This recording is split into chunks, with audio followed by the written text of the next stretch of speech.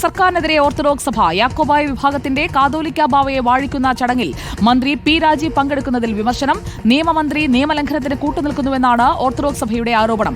സമാന്തര ഭരണത്തിനെതിരെ നിയമ നടപടി സ്വീകരിക്കുമെന്നും കോട്ടയം ഭദ്രാസനാധിപൻ പറഞ്ഞു. ലേബി സജീന്ദ്രൻ നമുക്കൊപ്പം. ലേബി സജീന്ദ്രൻ, സർക്കാരിനെതിരെ ഓർത്തഡോക്സ് സഭ ശക്തമായി രംഗത്ത് വരികയാണോ? എന്തൊക്കെയാണ് വിവരങ്ങൾ? കടുത്ത ഭാഷയിൽ സർക്കാരിനെതിരെ വിമർശനം നടത്തിക്കൊണ്ടാണ് ഇപ്പോൾ ഓർത്തഡോക്സ് സഭ രംഗത്ത് വന്നിരിക്കുന്നത്. ഈ മാസം 24-നാണ് ഇത്തരത്തിൽ സഭയിലെ വാഴിക്കൽ ചടങ്ങ് നടക്കുന്നത്. 25-ന് മാർച്ച് 25-നാണ് ലെബനോനിൽ ആ ചടങ്ങ് നടക്കുന്നത്. അതേ തുടർന്നാണ് ഇപ്പോൾ ഇത്തരത്തിലുള്ള കടുത്ത ഭാഷയിലെ വിമർശനവുമായി യാക്കോബായ സഭയ്ക്കെതിരെ ഓർത്തഡോക്സ് സഭ രംഗത്ത് വന്നിരിക്കുന്നത്. സമാന്തര ഭരണമാണ്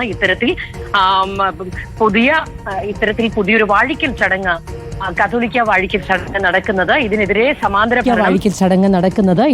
സമാന്തര ഭരണം ഭരണഘടനയോടുള്ള വെല്ലുവിളിയാണ്.